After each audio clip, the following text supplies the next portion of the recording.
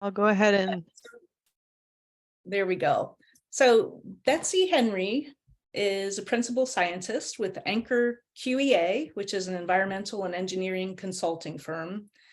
She's been very involved in a lot of different ways in the local community. She was one of the founders of the Schenectady Greenmarket.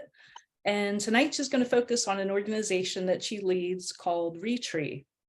It's an all-volunteer organization that's planted, I think, nearly 4,000 trees over the past 30 years.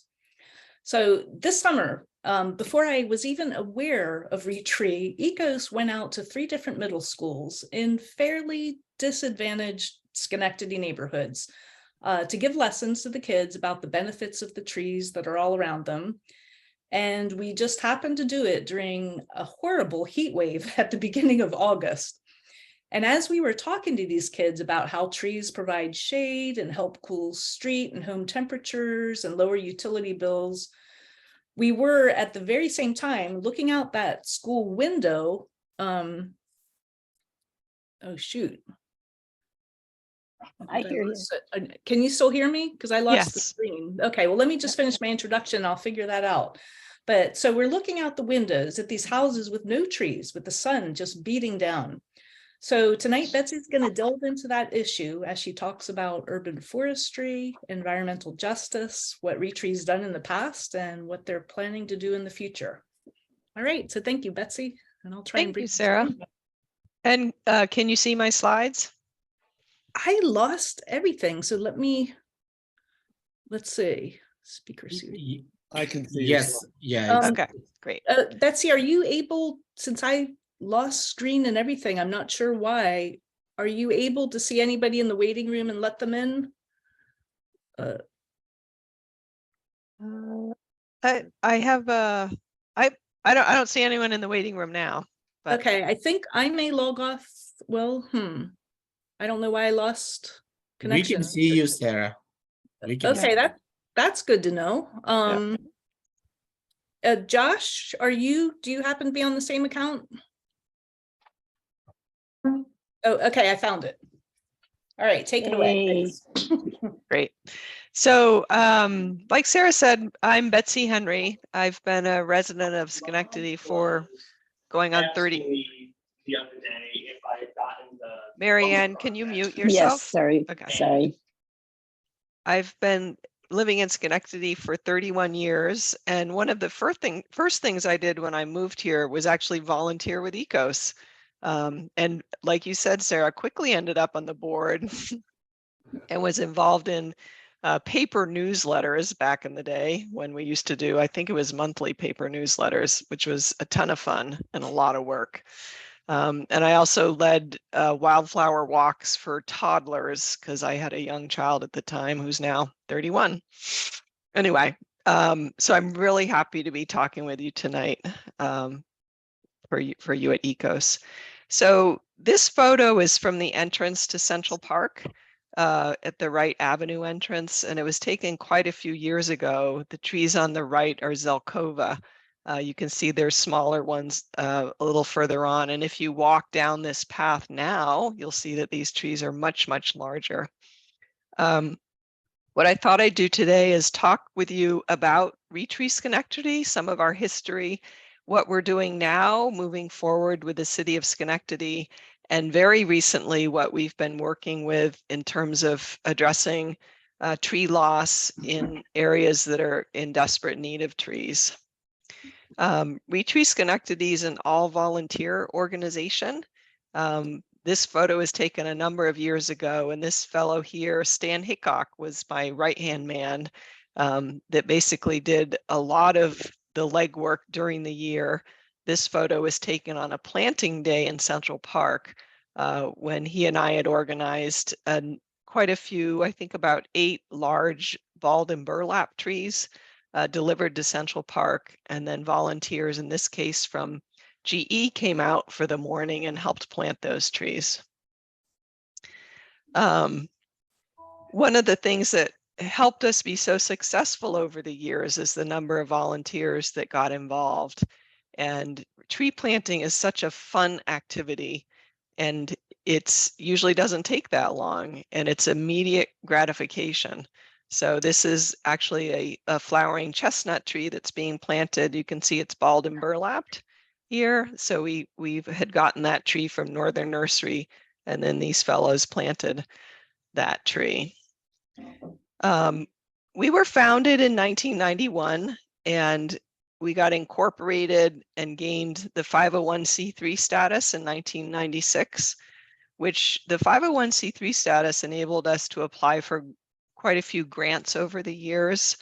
We have never had any paid employees. All of the funding has gone into supplies for trees and planting trees. Since 91, we figure we've planted close to 4,000 trees in Schenectady. I haven't touched each of those trees because it involved hundreds of volunteers over the years.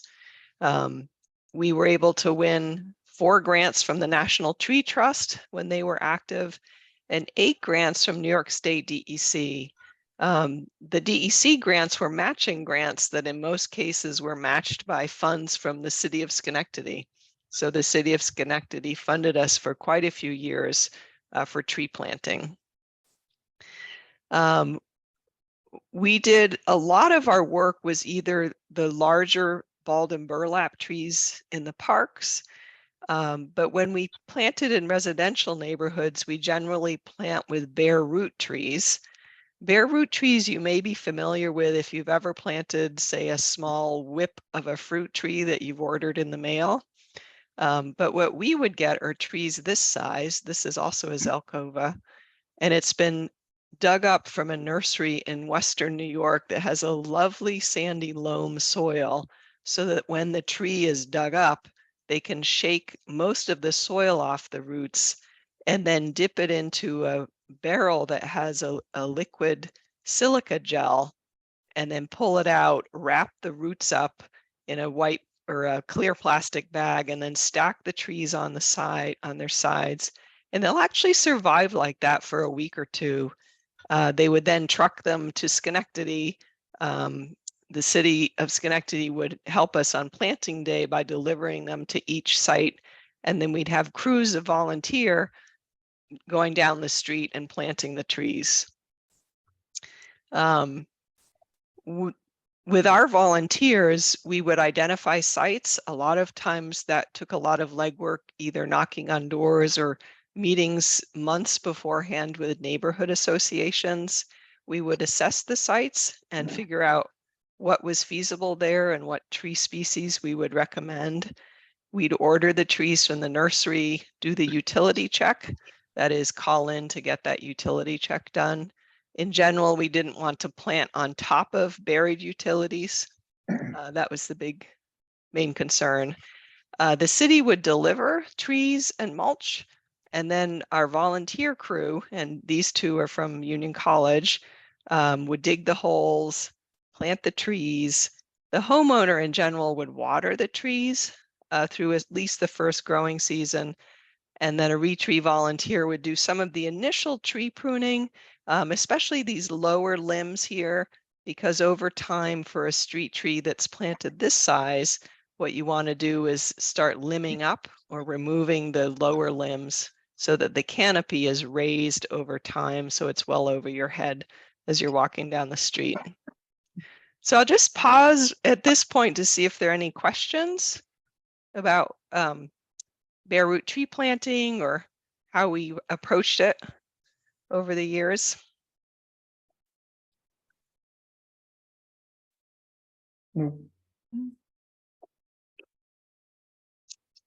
Here's another photo. This is around the corner from me on Lexington Ave. Another crew of Union College students, although it includes Mary Ann, you'll recognize Mary Moore Wallinger and her husband, Andy Morris, who's a history professor at Union College, and Matt Cuevas. These are long-term, very active people in the city of Schenectady. And these are flowering cherry trees that were planted years ago, which are now quite large and bloom beautifully in the spring. And this one end of the street is just lined with the flowering cherry trees. Over the years, the bare root trees have done extremely well in the city. One of the things that Stan Hickok did, my right-hand man, was maintain a database of all the trees that we planted.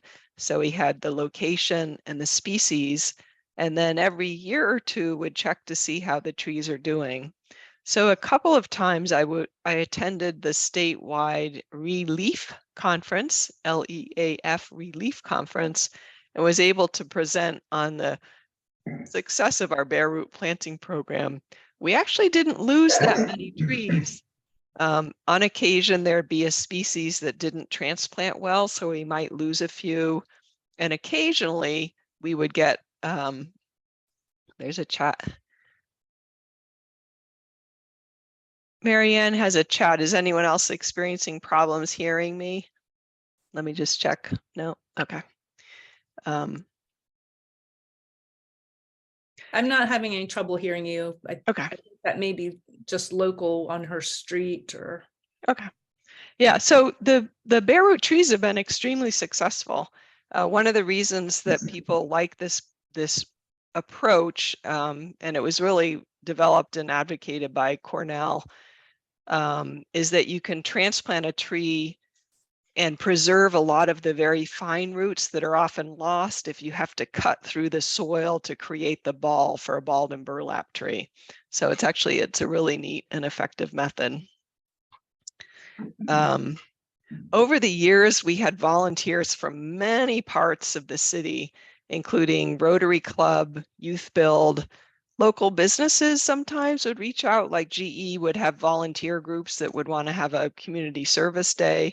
And miraculously, sometimes when they were available and when we were planting would line up. So that worked out well. Local colleges, Union College has been very supportive over the years. A lot of times they'll send a whole sports team. We did a planting a few years ago on Wendell Avenue on one of the islands with their football team. And it was pretty neat. It was during COVID, so there were very few opportunities for students to get out and about. And since it was all outdoors, people felt it was safe. It worked out well. The high school has been great. Junior ROTC at Schenectady High School has been an active participant. Community service hours. A lot of high school students are required to do community service and various clubs. Schenectady has about 10 or 11 neighborhood associations, and that enabled us to access neighborhoods by attending their meetings, and we'd give a presentation about the program and hopefully inspire neighborhood residents to organize themselves and identify sites for planting, and that worked well over the years. And then certainly word of mouth. Here's an example this was in Hamilton Hill with a Youth Build group. And Youth Build, if you're not familiar with them, is a program it's mostly students who haven't graduated from high school, who are a little bit older, so 18 to early 20s. And they spend part of the week getting their GEDs. So they go to class and actually study for GED. And then the other part of the week, they're learning skills. So in this case, landscaping skills or building skills. And they were pretty eager to learn how to help. You may see this green bag at the bottom. That's called a gator bag, short for irrigator, not alligator. And it's a pretty neat piece of equipment that we use for watering it. You basically zip it up around the base of a tree, and on the one side you can fill it up from a hose. It holds about 20 gallons of water, and there are little tiny holes at the bottom of the bag that allows the water to seep in over a few hours instead of just using a hose and spraying water all over the place. And one of the things we want to do is encourage the roots to grow deeper instead of staying shallow and then potentially lift the sidewalk. This tree I can tell by looking at it as a Japanese tree lilac, which is one of the species that we would routinely plant underneath utility wires.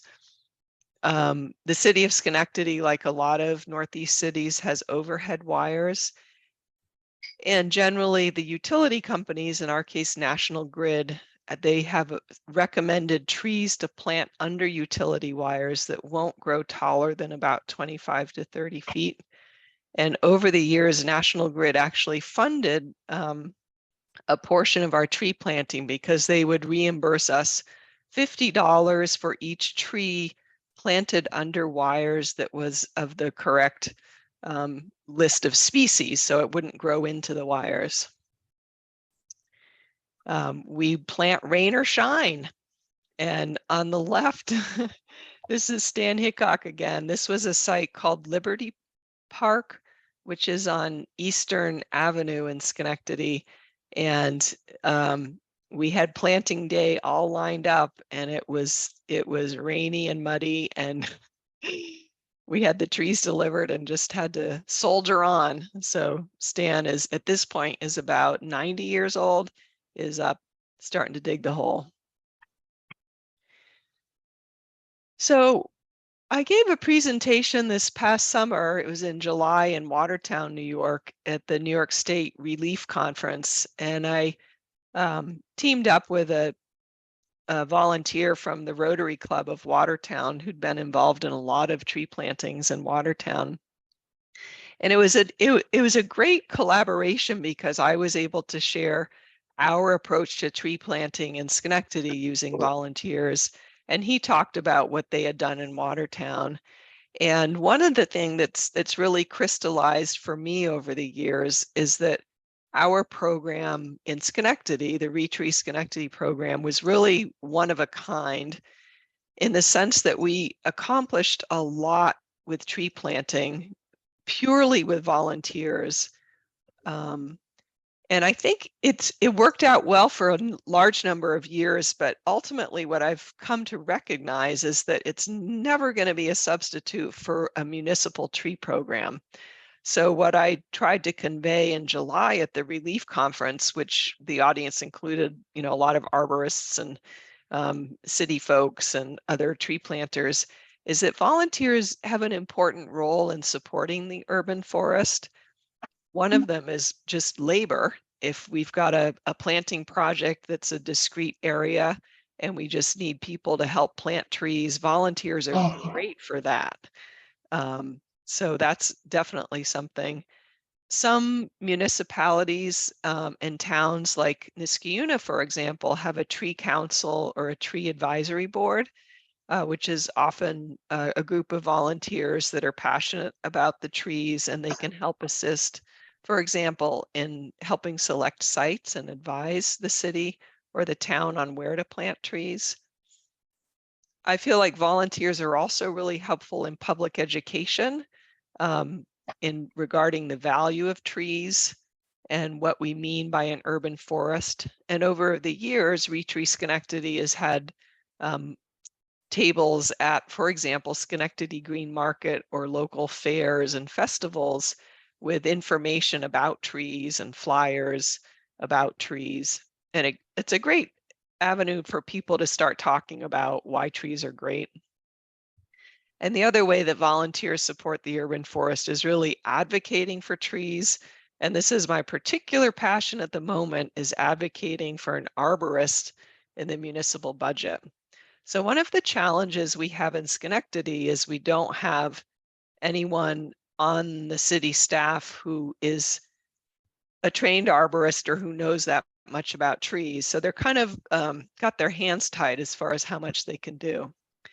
But what I'm really excited about now is that the city of Schenectady now has a community forest management plan. It was finalized in July of 2022. It's available on the city's website. This is just the cover of it. The plan was put together by a consulting company called Planet Geo. They're a national firm. They also did the management plan for Troy. So they've done a few in the area. They sent arborists to the city about a year ago, and the arborists did a full tree inventory.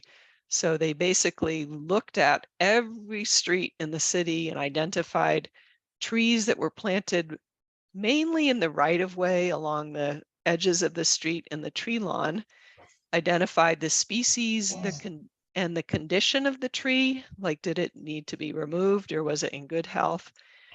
And they put all that information together along with recommendations for how to manage the forest. So Schenectady now has basically a guidebook for doing that. And so anyway, that's pretty excited. And I think the mayor's definitely on board with supporting it. I wanted to share some of what was put into that management plan because I think you'll find it interesting. One of the things they did is look at the top 10 species that were planted in the city. And to note, the top 3 of the top ones are maples, Norway maple, red maple, and silver maple. Calorie pear, which you probably know as a flowering pear. The eastern white pine is not a street tree, but it's certainly present in a lot of our parks. Honey locusts, black locust, which is a native species that's present in a lot of parks. Little leaf linden, which is often used in street tree plantings. Apples, which is kind of surprising, but I presume they mean crabapple by that. And then the Japanese tree lilac. So one of the recommendations in the management plan is actually to stop planting maple trees in order to increase the biodiversity of the species that are planted in Schenectady. There are additional figures in the management plan. Let me just check the chat. Are we giving preference to native plants? Sam asks.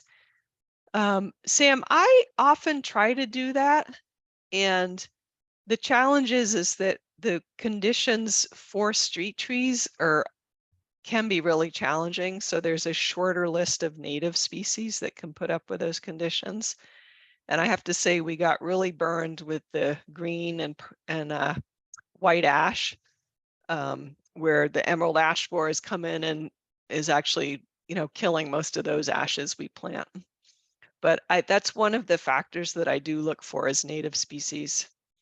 On the left is the species diversity in a pie chart. So you can see the 3 maples here, and then these other trees that you just saw the leaves of, all other species making up 44%.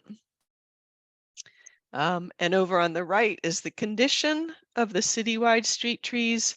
One thing that the city has to note is that half of the trees are only in fair condition and almost 20% are in poor condition.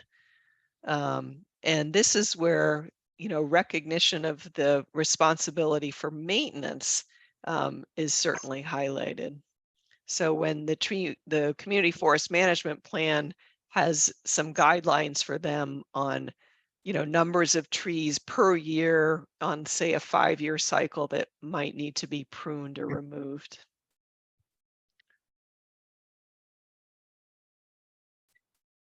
Another figure that they show here is the tree distribution by land use, and I thought that was interesting.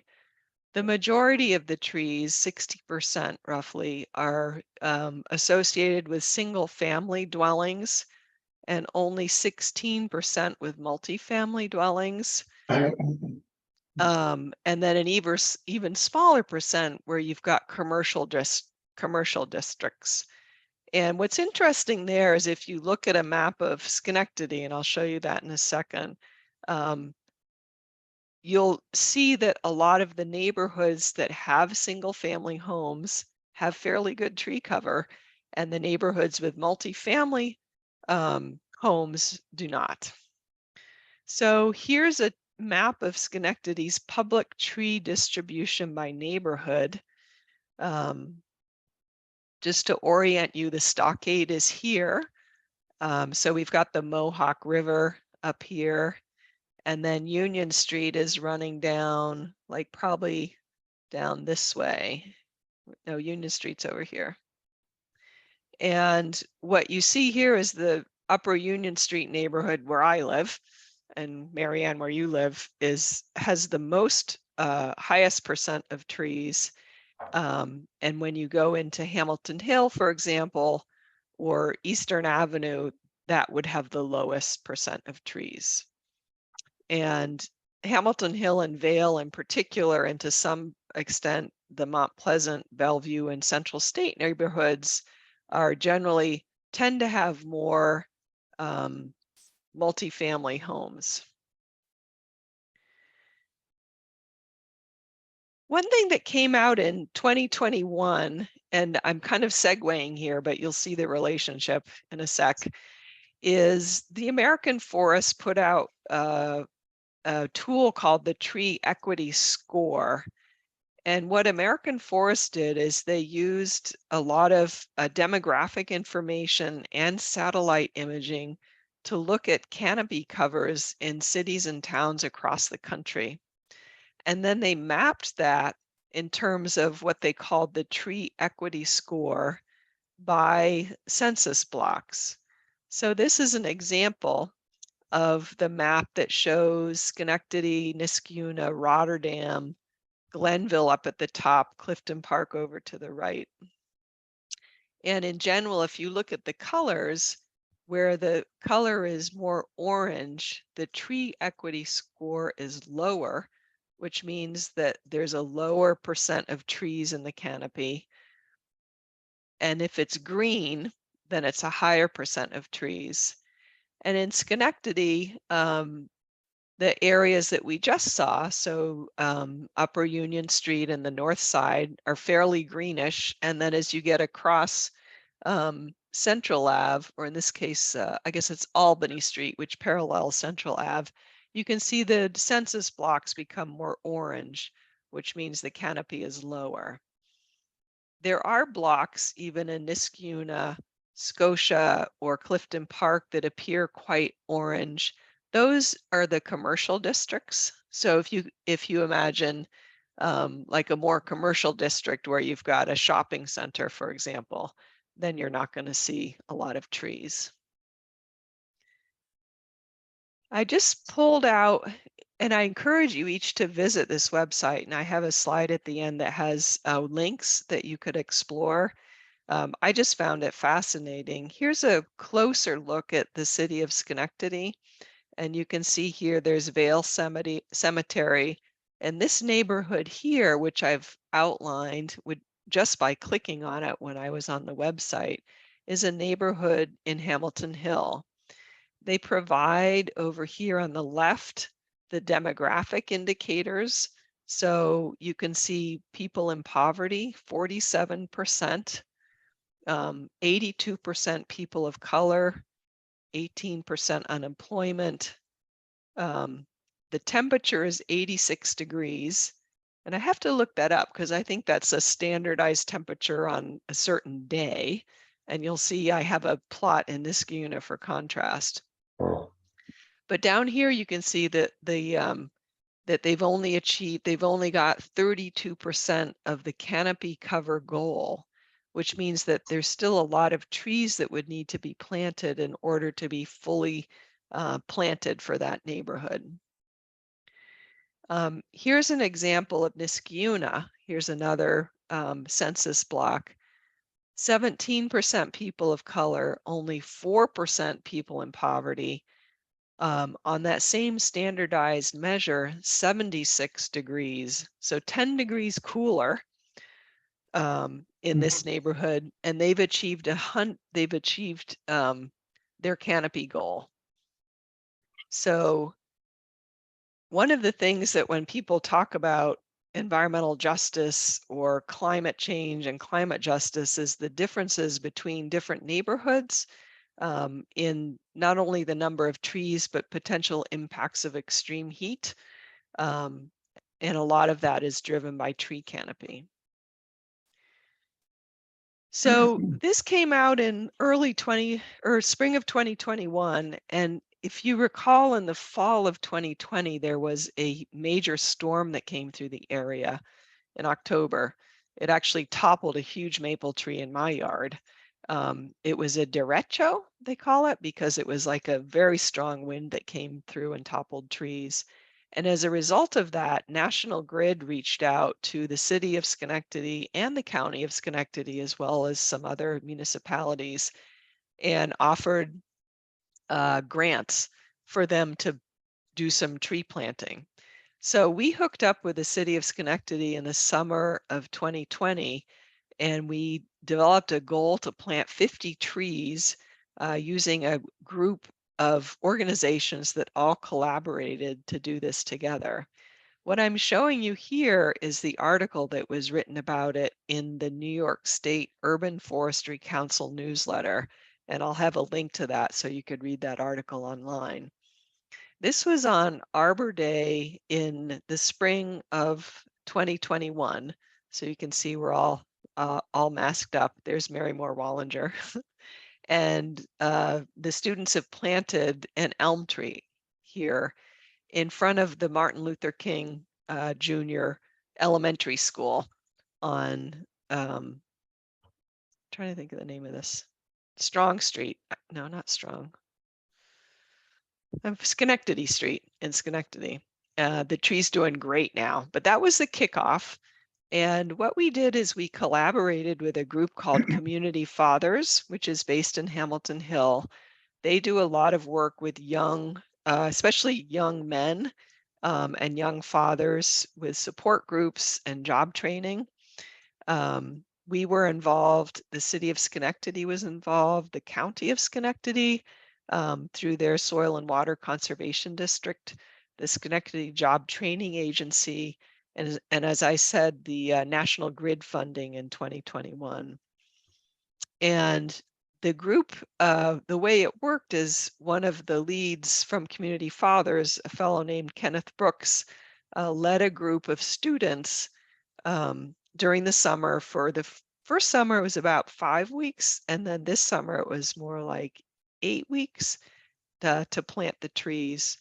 In this photo on the right, they're planting a pretty large elm tree in one of the parks in Mount Pleasant. So they're learning how to handle all these larger bald and burlap trees. This is Kenneth Brooks here on the left. He is assistant director of Community Fathers, and he runs a landscaping company where he employs youth to train them up in the landscaping trade. He's an incredible leader and was really rallied these students to learn how to plant trees, how to work hard, and how to actually enjoy it.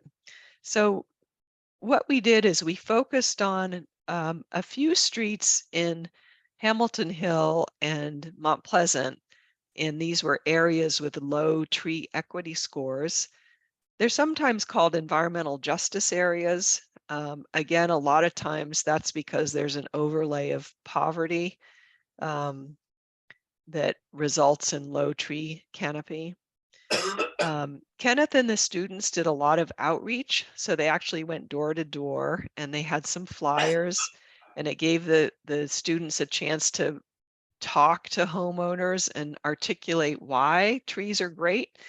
And it was interesting because at first it was a little slow getting locations, but over the summer, the more often neighbors would see the crew out there planting and they would see their neighbors getting trees, then they would become more interested. So Kenneth was able to identify the 50 sites the first year, and then this past summer, 100 sites. I worked with Kenneth to select the species.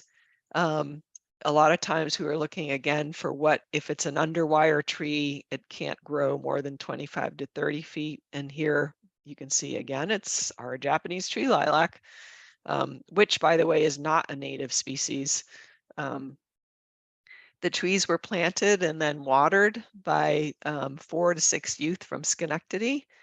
And then we helped with some others put on some workshops for the group based on tree planting, tree pruning, and care of how to take care of the trees. The funding came through from National Grid, but also from the City of Schenectady CDBG, which is Community Development Block Grants. So we were working with the Director of Development for the City of Schenectady. And the CDBG funds a lot of times are targeted for under-resourced neighborhoods. So it was a nice way for them to be able to use that funding in neighborhoods where the funding was most needed. Here's another photo of a locust going in front of the Ring of Hope Boxing Club. This is on Erie Boulevard. You may see this. It's down almost all the way to where 890 crosses over Erie Boulevard. The kids had a great time over the summer learning how to plant trees, and at least two of them, these two, came back for the 2022 summer time. And I'll just end here with links, and you'll have access to these slides, or I can send them around in an email to Sarah for distribution. But if you're interested, there's an article on our work in this New York State Urban Forestry Council newsletter, as well as in the Society of Municipal Arborists online magazine. It's called City Trees, and that's available for free. It's all about trees in urban areas. The Tree Equity Score is a really neat website because you can look at, cities and towns all over the country by census block, see what they're doing. And as I said, that was developed by American Forests, and they've developed this slogan, "One Nation Under Trees," which I thought was kind of neat. And so they're really advocating for trees across the country for equity reasons, environmental justice reasons, and for retreeing the planet.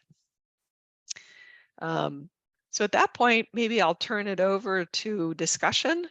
Yeah, Betsy, that was Yep. really excellent. Let me just ask, we're a small group, so if anybody wants to unmute themselves, I think we're small enough that we can just kind of ask our questions and talk unmuted.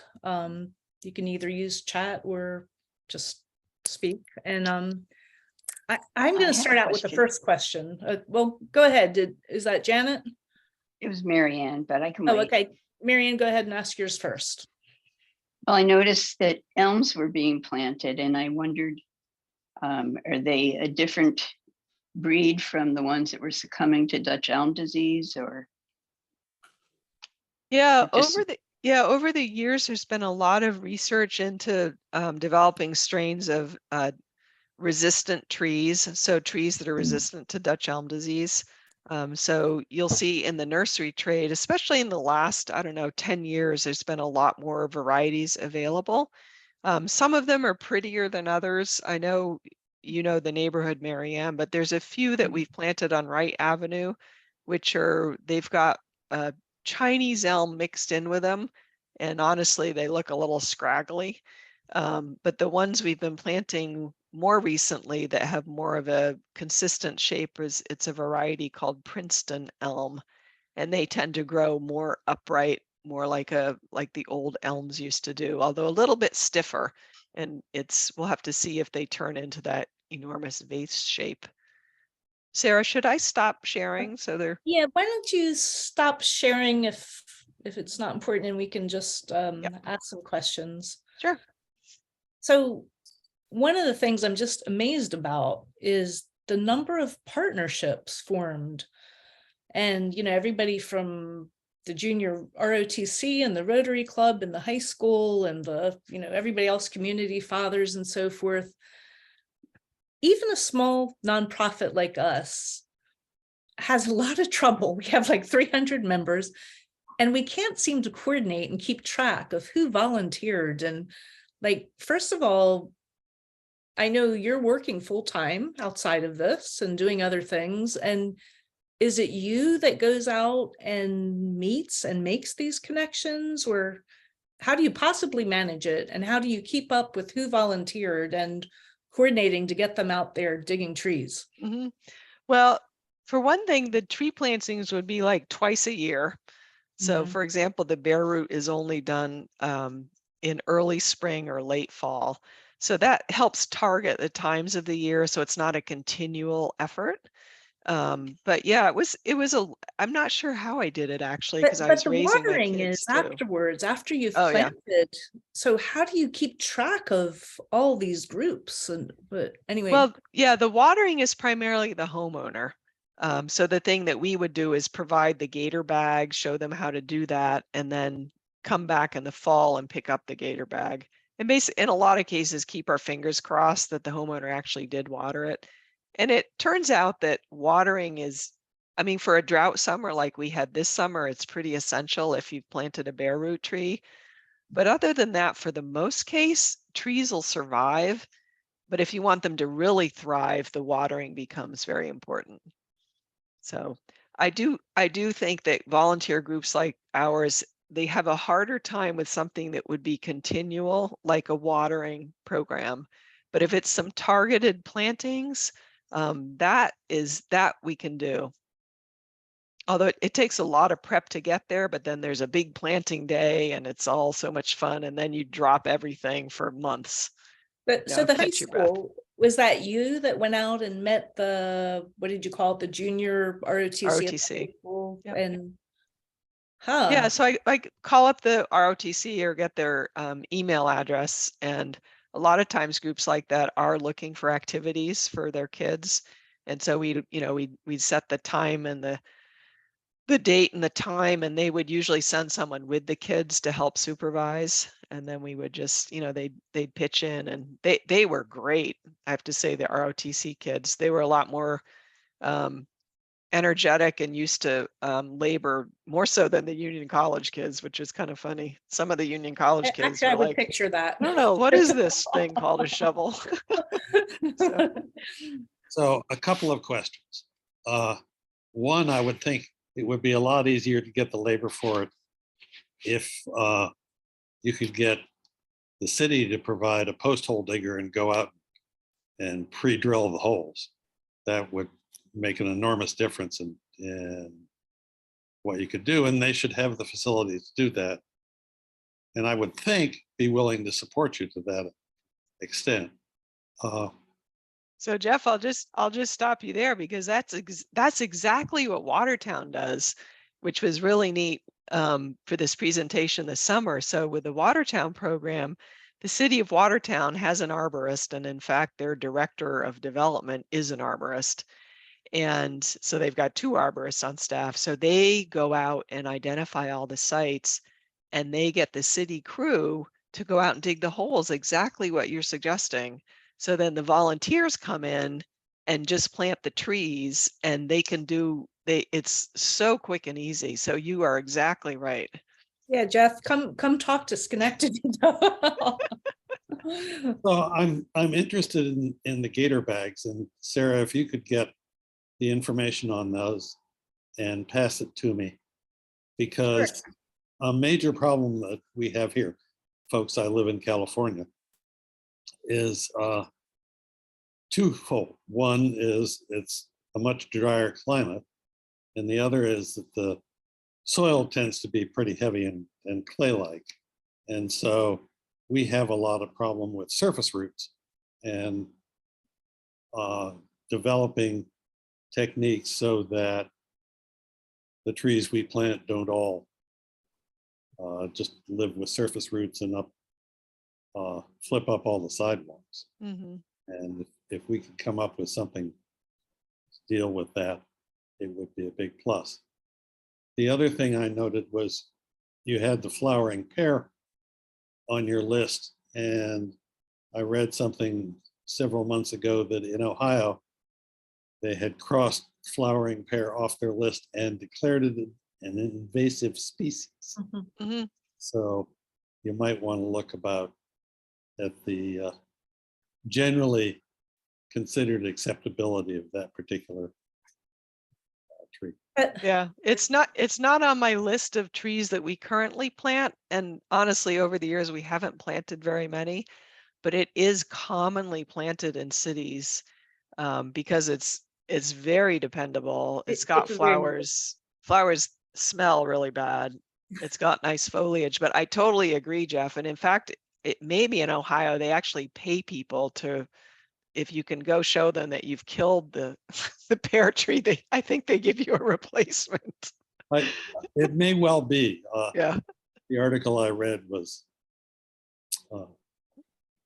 sort of like tropical snakes in the Florida Everglades. Exactly. Yeah.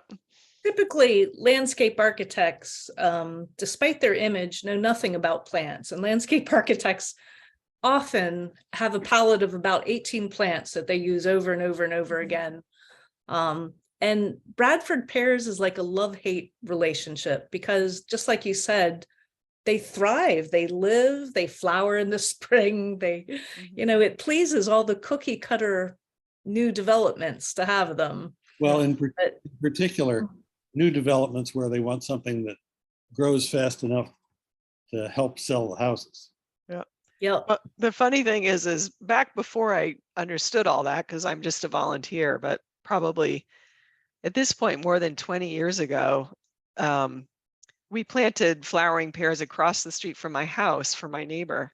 So now I'm living with them.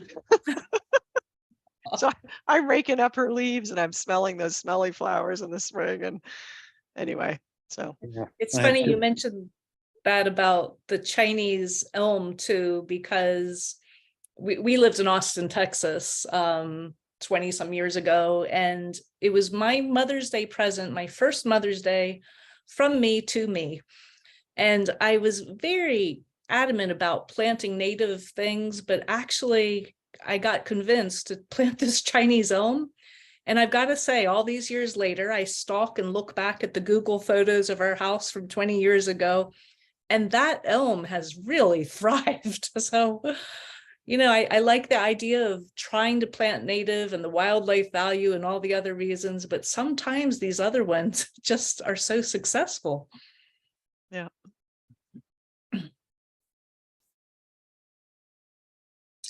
Well, You've Is the- probably heard red oak, of course, is like the most wonderful native tree in terms of providing nutrition to hundreds and hundreds of species of insects and birds and mammals. And we've certainly planted quite a few of those in the parks. It can be a harder sell on the city streets, and in particular in Schenectady, where the tree lawn between the sidewalk and the street is so narrow. So that kind of limits which trees we can put there. But when we have more space, I love to put those in there, or the sycamores. Yeah. The sycamores are doing really well. yeah. And with natives, it's such an interesting concept because so many of the species that are native to us also, like, the birch, white birch, which of course is native to Northeast US. But now if you plant white birch, you have to be willing to spray it every year because the pathogens that have come in are not native, just like the Dutch elm disease and everything else. So it's I love a white birch, and I planted them in my front yard, but I also know that every spring we have to do our treatment for it. We also wanted one white birch, but we don't have it yet. Yeah, well, you can come around. Sam lives near me. You can come around the corner and watch how mine do. I just planted some river birches actually in my front yard. The big maple tree fell down that was planted between the street and the sidewalk. So I put the river birch on the front lawn, and that one is more resistant to insects. It's also a native species. It's not as pure white as a white birch, Yeah. but it's a clump river birch. It's looking pretty nice. It's doing quite well. Oh, that sounds like a good choice.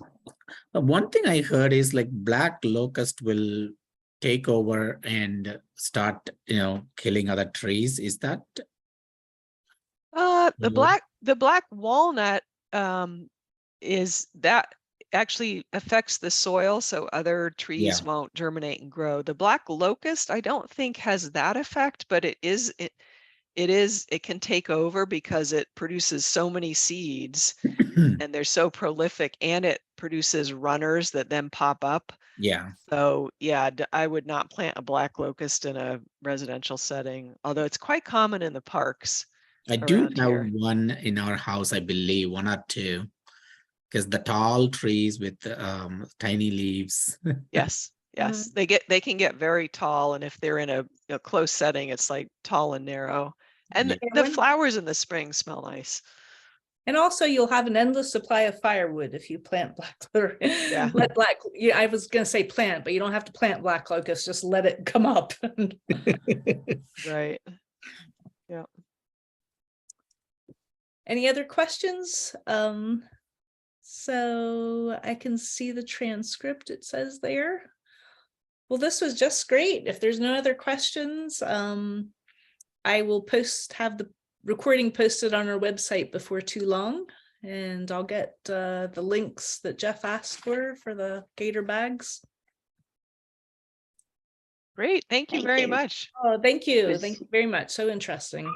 Sure. I liked hearing more about ReTree and the community forest. Great. Thanks, Marianne. And I really appreciate all your contacts. I may contact you again to talk to you about some of those. Okay. That's great. Take care. All right. Thanks so Thank much. Have a you. good night, everybody. Bye Bye, bye. everyone.